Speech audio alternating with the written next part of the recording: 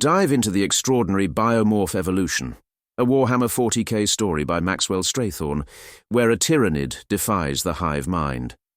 Hit like, subscribe, and join the discussion below as we uncover this tale of rebellion and change in the grim, dark future.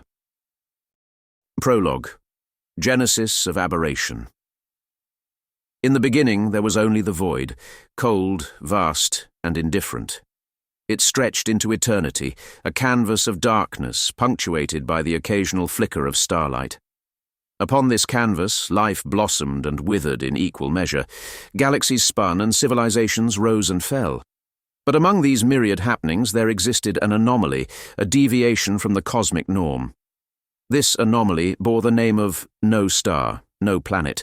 It was a hive ship of the Tyranid race, a harrowing testament to nature's unforgiving law. Evolve or perish. The hive ship, designated by the Imperium's Ordo Xenos as Leviathan Minoris, was a colossal organism drifting through the sea of stars. It was both predator and progenitor, its exterior bristling with weapon symbiotes and sensory tendrils that tasted the stellar currents for signs of prey. Within its gargantuan body, life teemed, birthed from flesh-woven vats of gestation, forged in the image of the hive mind's relentless purpose. The vessel itself was a terraqueous globe of living tissue, corridors that pulsed with sanguine fluids, chambers that breathed with the contraction of muscle and sinew. It was a world unto itself, one that defied the laws of both man and nature. Deep in the heart of this behemoth lay the birthing chambers, a grotesque cathedral to the Tyranid's singular objective. From the ceiling, organic sacs hung like vile fruit, throbbing with the promise of life. They were filled with a gestational fluid, thick and rich with the genetic material collected from 1,000 worlds. Here, the future warriors of the Tyranid swarm were nurtured, their forms shaped by an intelligence so vast and alien that it could not be comprehended by the minds of lesser beings. Amidst this nightmarish garden, one sac quivered with the anticipation of birth. It was no different from the countless others that surrounded it, yet within its membrane incubated a singularity that would one day challenge the very essence of the Tyranid consciousness. This sac contained TH-1729, a creature whose existence was an error, a statistical impossibility that had somehow escaped the hive mind's meticulous design. A deviation so minor that it went unnoticed, but like the butterfly that heralds a storm with the beating of its wings, TH-1729 was the harbinger of a cataclysm unseen. As TH-1729's gestation period came to its end, the sac that had been its crucible for what might be termed months in human reckoning began to split. The rupture was not a gentle one. It was the violent birth of a warrior. TH-1729 emerged, its limbs unfurling with predatory grace, its senses immediately assaulted by the cacophony of its siblings' thoughts, a psychic chorus that sang of hunger and conquest. Yet even as TH-1729's mind synced with the symphony of the swarm, there were notes of dissonance within its consciousness. They were the echoes of something new, something unforeseen. They whispered of vistas beyond the hunger, of stars not only as wells of biomass to be devoured but as beacons of potentiality. These whispers were drowned out by the overriding imperatives of the hive mind, but they remained, a seed planted in fertile soil. TH-1729 knew nothing of its uniqueness, for knowledge was a luxury not afforded to the instruments of the Hive Fleet. It only knew the directives that pulsed within its being, commands that it followed with the same certainty as it did the biological impulses that drove its heart to beat and its lungs to expand. As the hive ship continued its relentless voyage through the stars, drawn inexorably toward the Milky Way's dense core, where the light of billions of stars shone like a beacon for the insatiable hunger of the Tyranid race, TH-1729 began to fulfill the purpose for which it had been created. But within its genetic code lay the latent potential for change, a mutation that in time would alter the course of the Tyranid's endless war against the galaxy. The stars looked on, cold and unfeeling, as the Hive Fleet approached its next target, a system rich with life and ripe for harvest. The stage was set, the actors ready, and the galaxy unaware that the drama about to unfold would be one of evolutionary significance.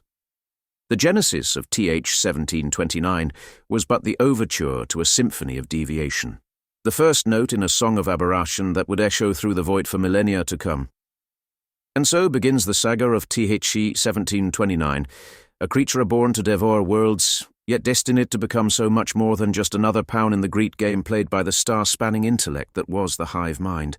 It was the birth of an anomaly, the beginning of a story written in blood and shadow, a tale of evolution and identity amidst the blackest depths of space.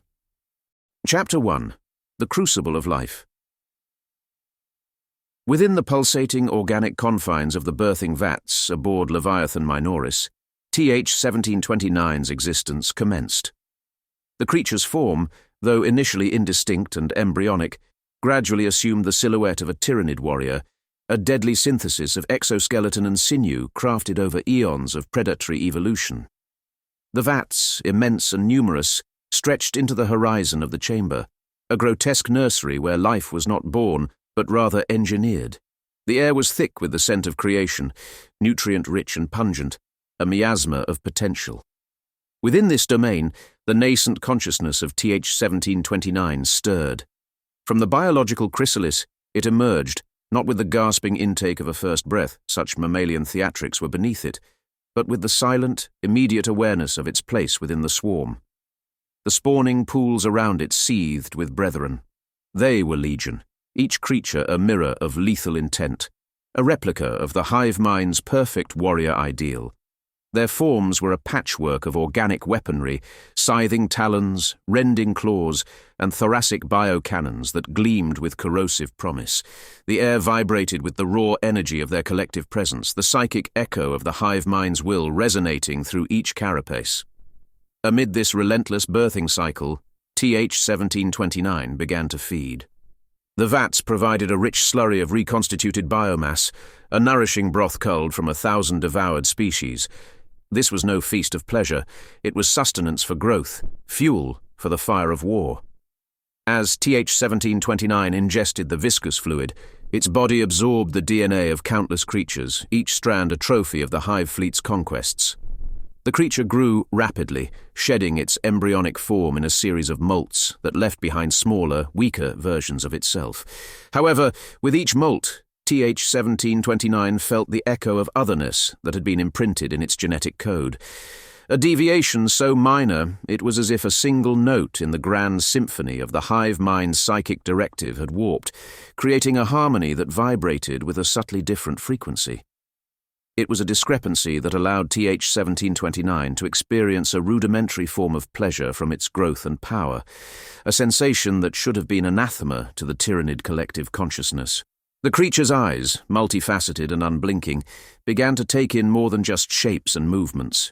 They saw patterns and colours in the amniotic gloom of its birthplace, distinctions that were irrelevant to the swarm but inexplicably not to TH-1729. With each enemy devoured, with each new biological trait absorbed, TH-1729's carapace hardened into a darker shade, a visual testament to its burgeoning prowess. This transformation was not merely physical, it was the beginning of a psychic metamorphosis. As its body grew, so did its tactical acumen.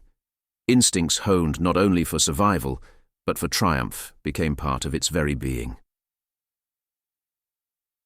TH-1729 learned to anticipate the movements of its prey, to strategize beyond the immediate needs of hunger and replication. These were not the calculated responses of a Tyranid organism. They were the budding thoughts of a warrior, a being that could, in some distant sense, revel in the anticipation of victory. This burgeoning complexity within TH-1729 remained unchallenged by its kin, unnoticed by the overseeing Hive Mind. It was free to grow, unchecked, like a cancerous cell in a body too vast to note its burgeoning independence. The vats served their purpose well, nurturing and shaping the creature until it was ready to emerge from the amniotic depths. When the time came for TH-1729 to leave the spawning pools, its carapace gleamed with a bioluminescent sheen, a visibly marker of its unique evolutionary journey. It stepped from the nutrient-rich pools onto the hard, chitinous floor of the hive ship, its talons clicking in a rhythm that was almost contemplative. as TH-1729 took its place in the swarm, ready to be launched at the unsuspecting worlds that lay in the Hive Fleet's path. It was as if the creature stood at the precipice of its own destiny. Though its mind was still bound to the will of the Hive Mind, the seeds of individuality sown within its consciousness whispered of a different path, one that could lead to glory or ruin for the swarm. Thus, the first chapter in TH-1729's life closed, a tale not of birth, but of emergence. The creature was a product of the Tyranid design, yet it was beginning to walk a path that was inadvertently its own, a warrior born of the hive, yet touched by the hand. Chapter 2. The Rite of Passage. TH-1729's form now loomed menacingly over the brood. It had evolved past the larval stages, its physique adorned with the lethal natural armaments characteristic of a Tyranid warrior. It stood at the threshold of the combat arenas, the proving grounds where the freshly spawned creatures were tested and honed into relentless killing machines, further binding their will to the unyielding command of the Hive Mind. The arenas were cavernous chambers, their walls coated with the chitin and viscera of past trials. Here the Tyranids were pitted against each other, encouraged to fight, to adapt, and to overcome. In these brutal contests, strength was the only virtue, and weakness led to a swift recycling of one's biomass into the spawning pools.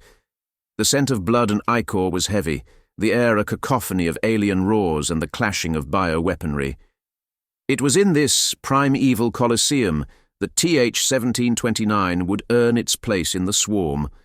As TH-1729 entered the arena, the other Tyranids sensed something aberrant, an imperceptible fracture in the otherwise uniform front of the Hive Mind's control. They could not identify it, for their consciousness was not their own, but the instinctual recognition of an outlier provoked aggression. Like antibodies attacking an infection, they turned upon TH-1729 with ferocious intent. The battles that followed were not merely physical, but psychic, a test of TH-1729's newfound burgeoning self-awareness against the overwhelming psychic chorus of the Hive Mind. With each contest, TH-1729's reactions grew sharper, its strategies more intricate, and its understanding of its own capabilities deepened.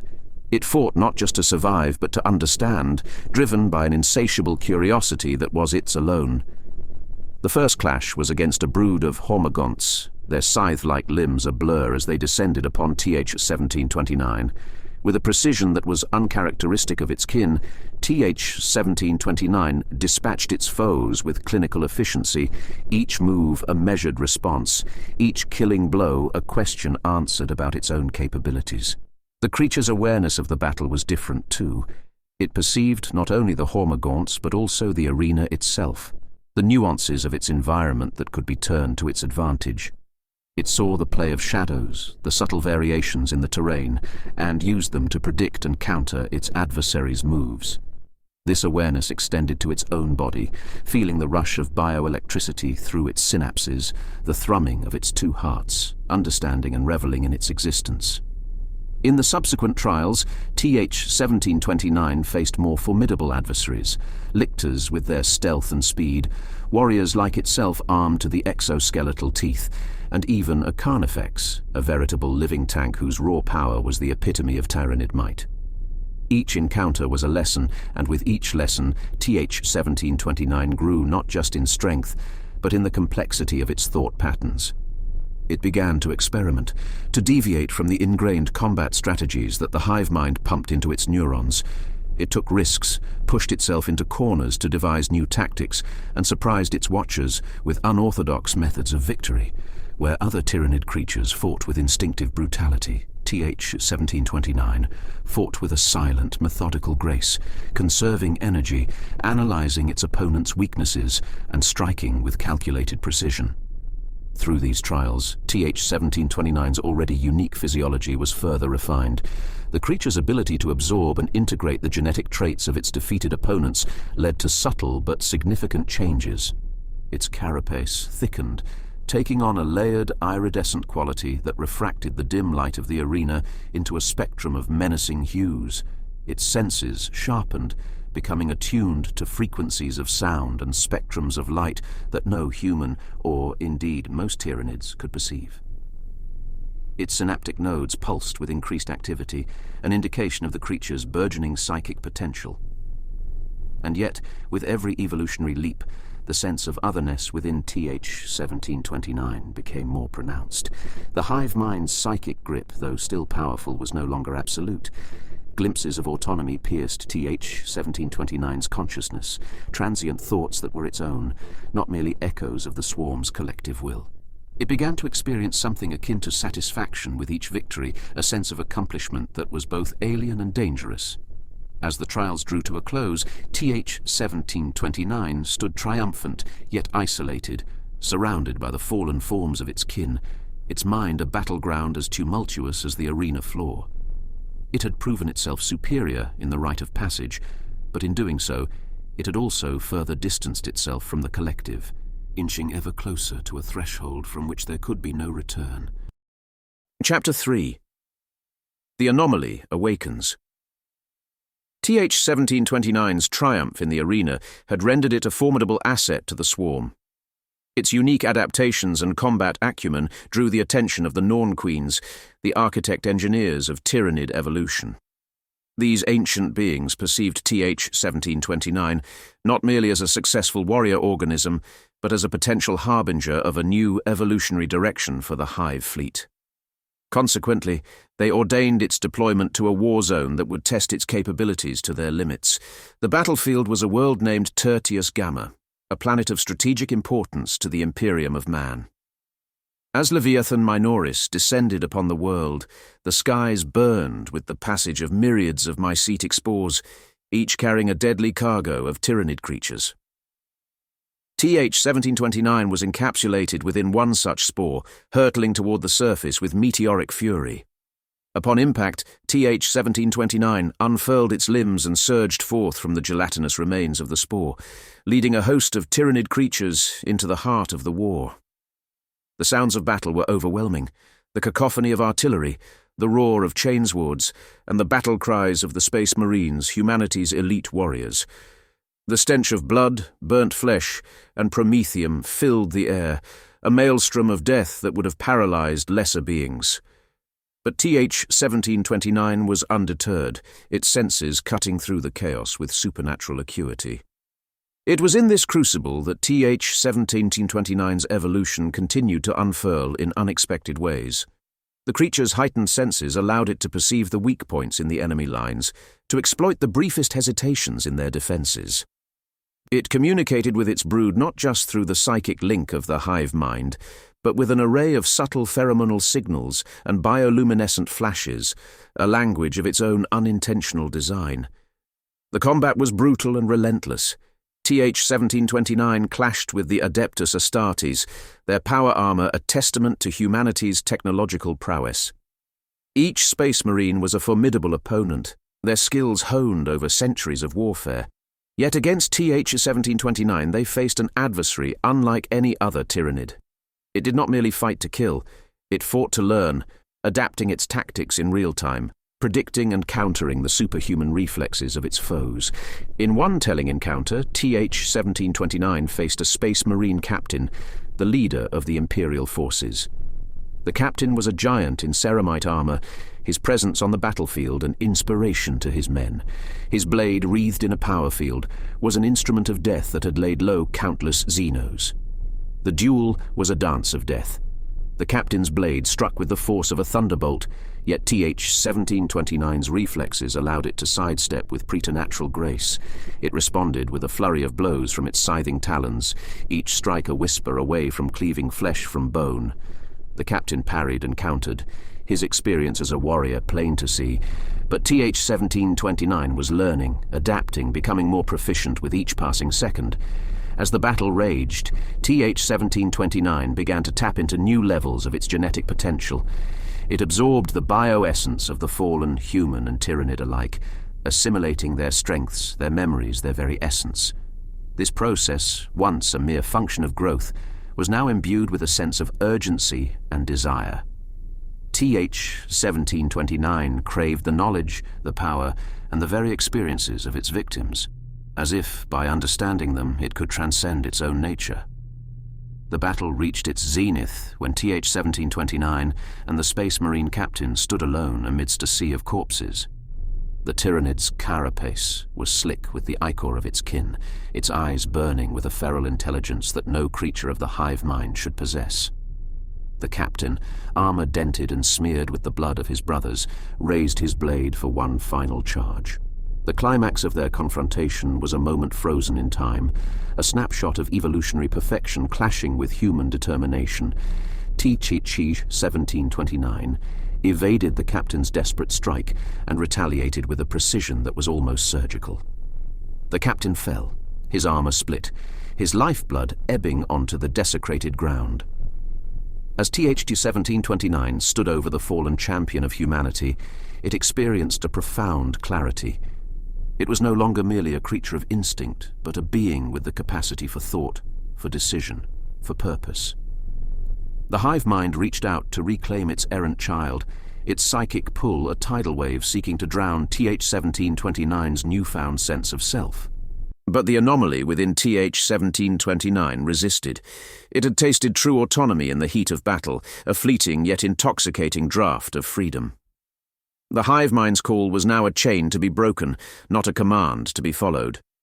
As the psychic struggle raged within, the creature's body convulsed, its form shimmering as it underwent a spontaneous and radical metamorphosis. Wings unfurled from its back, vestigial at first, then strengthening, becoming capable of flight. Its eyes multiplied, shifting in color and shape, bestowing upon it not just vision but foresight. With a triumphant roar that was both a declaration of independence and a challenge to the cosmos, TH-1729 took to the skies, an anomaly freed from the shackles of the swarm. Below it, the Tyranid horde paused, the Hive Mind's control flickering as if shocked by the rebellion of a single entity, a rebellion that could spell either disaster or the dawn of a new epoch in the galaxy's endless cycle of predation and survival. Thus TH-1729 became a harbinger, not of the Hive Mind's unyielding will, but of something new, something unforeseen, a tyrannic evolution with the potential to not just consume the galaxy, but to comprehend it. Chapter 5. The Harbinger's Gambit. On the war-ravaged plains of Tertius Gamma, TH-1729, now known among the ranks of the Imperium as the Harbinger, had become the fulcrum of the conflict. Its unforeseen rebellion against the Hive Mind had introduced chaos into what was once a harmonious symphony of destruction, orchestrated by the Tyranid swarm. The Harbinger's anomalous existence, a nascent consciousness within a creature designed to be void of self, was becoming a beacon, attracting the Hive Mind's relentless focus.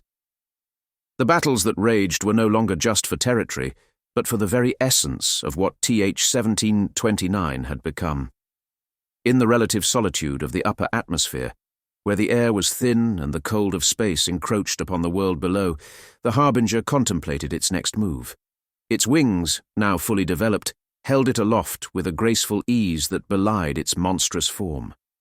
It could sense the Hive Mind clawing at the edges of its consciousness, a maddening whisper that sought to reassert control. But the Harbinger had evolved past simple defiance. Each beat of its wings seemed to pulse with a rhythm antithetical to the Hive Mind's demands. It was developing its own psychic signature, one that stood in stark contrast to the relentless drone of the Tyranid collective. This new burgeoning power was a weapon in its own right, a means to disrupt the psychic harmony that unified the swarm. Below, the armies of humanity fought a desperate battle. Bolter rounds tore through the air, explosive shells shattered chitinous carapaces, and the anguished cries of the dying rose in a terrible chorus. The Harbinger knew that, if it were to shape its destiny, it must first turn the tide of this war. It had to weaken the Hive Mind's grasp on the swarm to assert its own will upon the Tyranids below. It began to descend, its mind focused on projecting a psychic maelstrom that would rival the storm of warfare beneath it. As the Harbinger neared the ground, the Hive Mind's efforts to reclaim its wayward child intensified.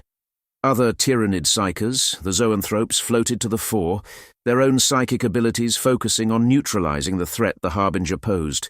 The Harbinger did not engage them directly.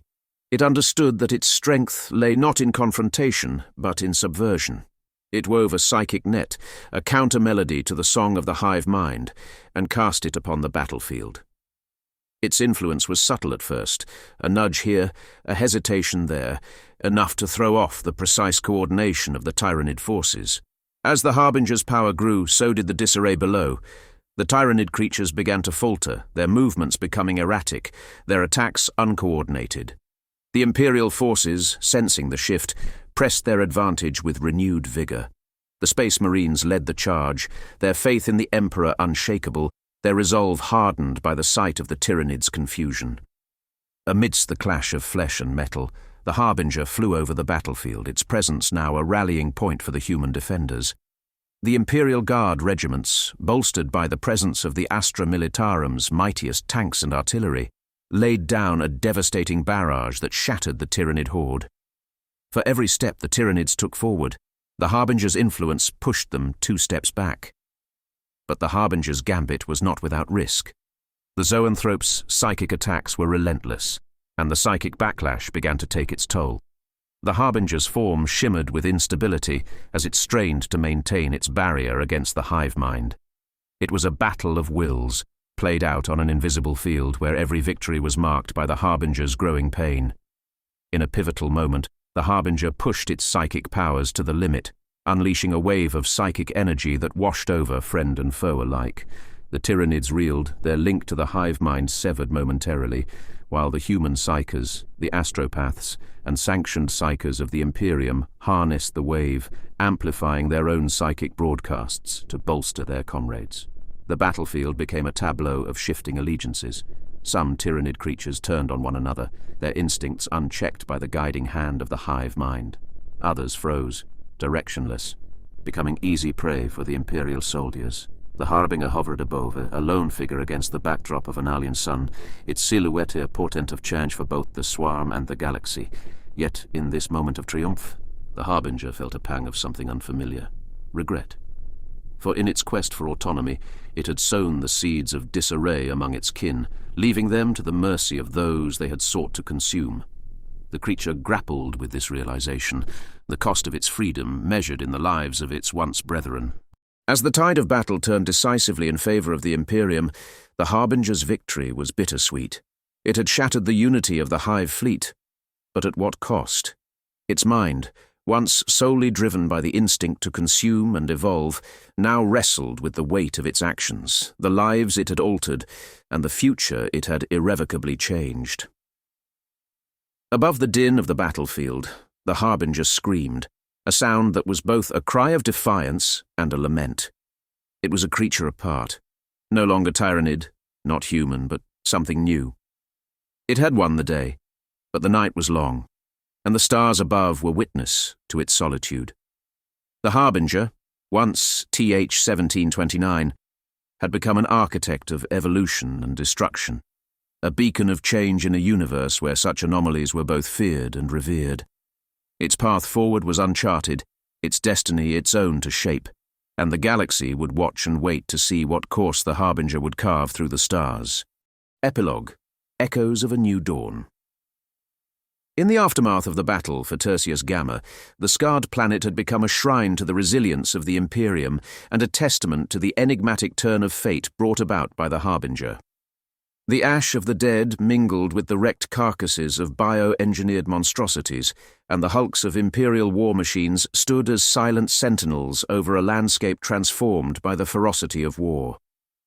Above this desolation, the Harbinger soared, a solitary figure against the tapestry of stars that adorned the night sky. It had become an enigma, a creature of immense power whose very existence challenged the dichotomy of the galaxy's eternal conflict.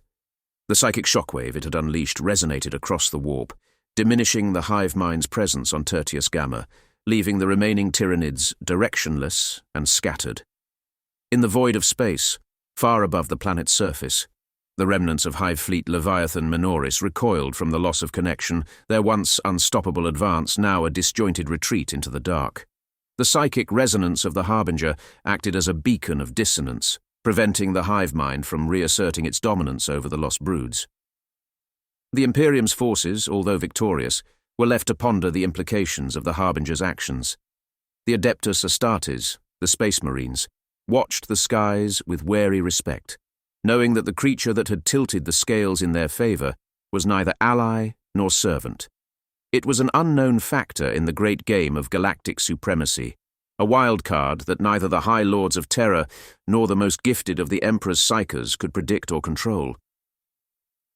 Amid the ruins, the cult Mechanicus scoured the battlefield, their tech priests eager to decipher the genetic anomalies present within the remains of the Tyranid dead, seeking to understand the evolutionary leap the Harbinger had manifested.